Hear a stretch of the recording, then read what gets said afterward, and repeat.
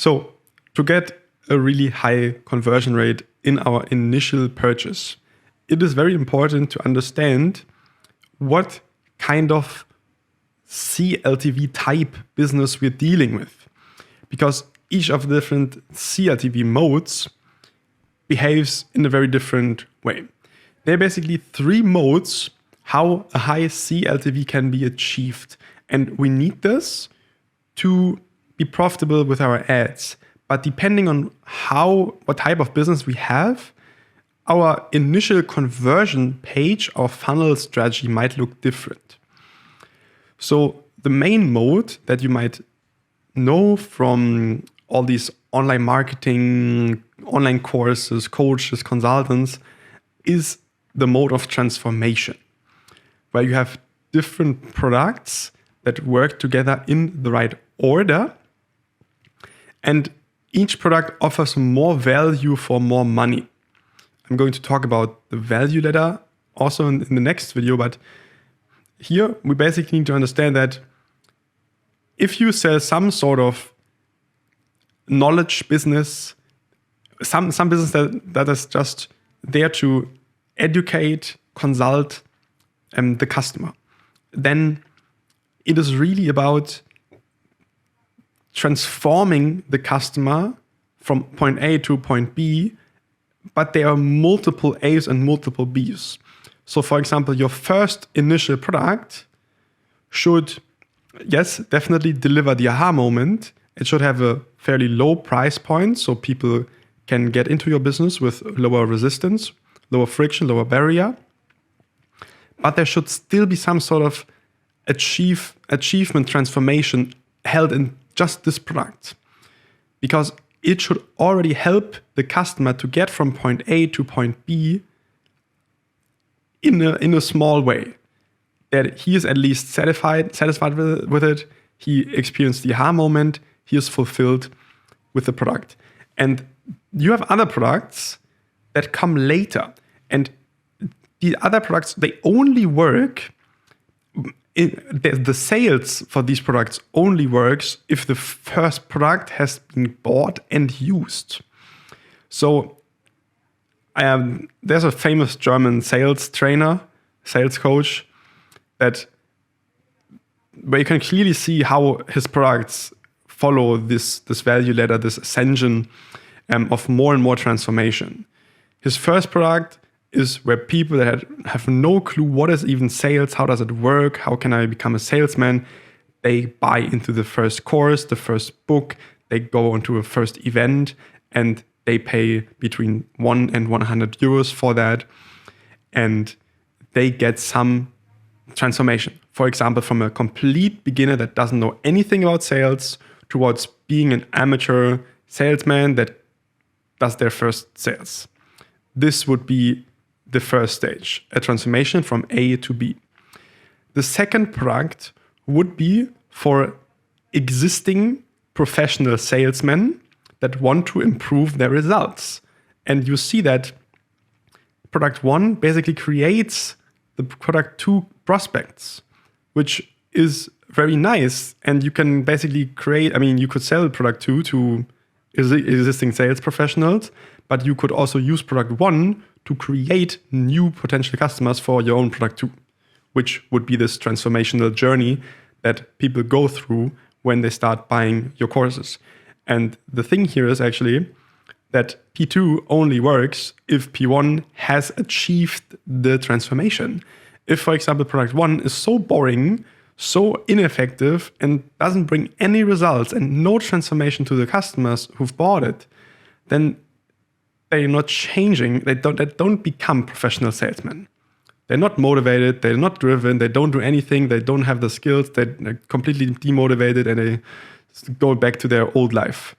And they never buy the other products. So it's very important that if you have a transformational business, that each product actually delivers one micro transformation. The first product can turn some complete beginners that don't know anything, turn it into amateurs that do the job. Product 2 takes amateurs that do the job and helps them improve their results. And product 3, for example, could then be a coaching for a sales organization. So whenever there's one successful salesman and he's makes money and he achieves the results of P2, then maybe his friends or his colleagues and this organization starts to grow, because whenever there are some successful sales anywhere, business owners and salesmen wants to capitalize on that, and they want to make more money and deploy more salesmen into the same niche.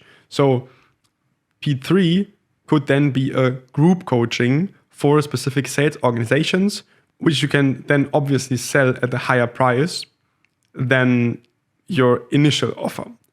Where, for example, at the initial offer, it was kind of even a couple €100 could already be too expensive for someone that's just starting out, that's not sure yet, doesn't know yet, doesn't bring any results yet. While for an existing sales organization, to improve their profits, you can price the products into that promised future growth and future profits. So these products can then become very, very expensive. And this is the mode of transformation. For every knowledge business, for every consulting, coaching, anything. And it's just the way that you just need to know that if you're a transformation business, these are the rules that you play by. If you make your very first products so bad that they don't transform anyone, you can never achieve these high CLTVs, and your business is going to fail because of a CLTV bottleneck. Second mode is subscription. Basically, like every food, every drink, every consumption business, also a lot of tools, softwares, online education products. I mean, content is consumed as well. Whenever there's a video created by someone and other people watch it, then they need more stuff. So they need more videos every week, every month. They need more protein powder, more supplements, more monthly time of the software that they're using. So if you have a subscription business, some things that we usually do is we give out a test, because people are very careful when it comes to not going into like a long-term subscription when they don't use it. So what we do is we give out one P1. This is the first product that delivers the aha moment, something like the first 30 days as a standalone product with no subscription attached. So people can test out, people can just try it, experience it. And then once they have made the aha moment, then you can tell them and sell them the longer term subscription, which would then follow every month, every year, or every 3 months. And this is how your subscription business is built. And already you can see that the bigger your business becomes, the more these different modes can kind of mix and merge. So for example, I could have a subscription business, mainly like a software, but within that software, I could offer different packages. Some are for beginners, some are for experienced, and some are for bigger organizations and businesses. And I would then basically have both modes in one business, where it's mainly a subscription business, but I also have some sort of transformational customer behavior that people start on the low price monthly package or low price plan, and they ascend and they go higher and they buy more and more, and they go sign up to the higher tier plans once they have achieved more success with the tool. And so the tool becomes more relevant and valuable for their business or for their whatever tool it is. Number 3 is the equipment. And this is pretty much for every e-commerce, fashion, home, design, kitchen. So whenever there is one brand that gives you different products that all work together and help, and each product provides an individual value. For example, here in the transformation, P3 wouldn't provide any value to someone who's just starting out. It would be too advanced. It's a group thing. He's alone. He's at the very beginning. He needs like the very basic stuff. While in an equipment brand, for example, you could be a fashion brand and you could sell hats, you could sell t-shirts, you could sell belts, trousers, jackets, coats, and each of these different items has its individual value. You could take one product away and it wouldn't kill the use cases of the other products. And again, here, if you're a cold brand and if you're acquiring cold customers, you would want to put some sort of first initial product at the very beginning. Like if someone is new to your brand, don't expect them to buy your higher price products first. Most likely they're going to start with a lower price one and see the quality, experience it, wear it for a couple of weeks and months. And after that, they are convinced and they like your brand and they follow through with more higher price offers. And this first product again would provide an aha moment, just like the first 30 days or the first try would provide the aha moment, or the first lower price book would provide the aha moment. So these are 3 different individual modes.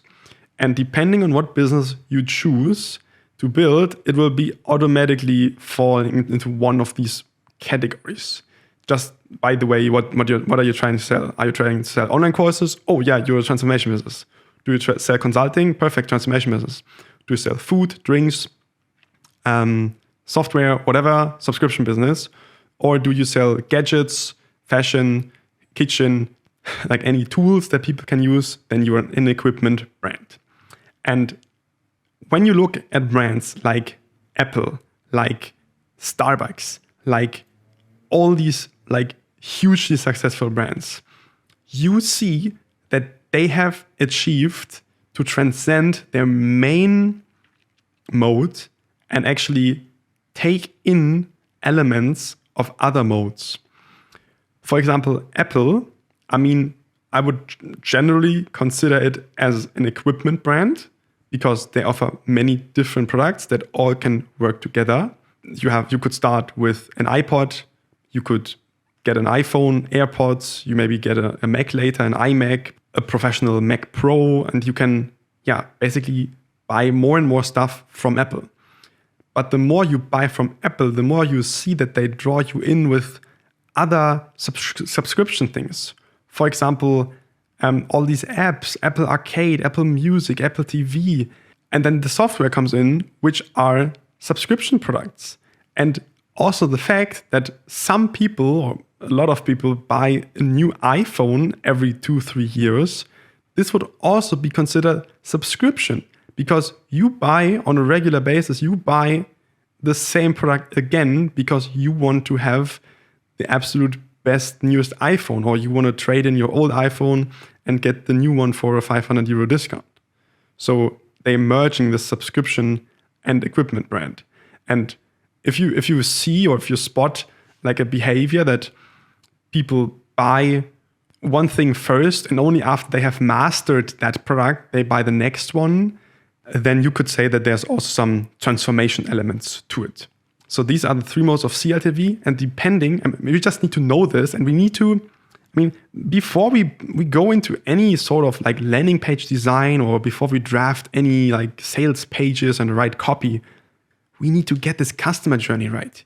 And we need to craft a customer journey that feels very natural, very authentic to the real, true way your actual customers want to behave. You cannot force any subscription onto anyone. A subscription should be launched once you see that people buy your product every week again, every month again. Then you could support them with an additional subscription product that serves exactly that need, that they need to buy the product again every week. So it's very important that you get this customer behavior figured out first, and you craft a really solid sales funnel strategy that makes sense from the marketing perspective, but also from the sales and from the customer experience perspective. And once we have that, like with all these different elements from the very zoomed out version, then you can zoom into one specific product and one specific offer, and then you create one specific landing page for that. But this is what we're going to have a look at later.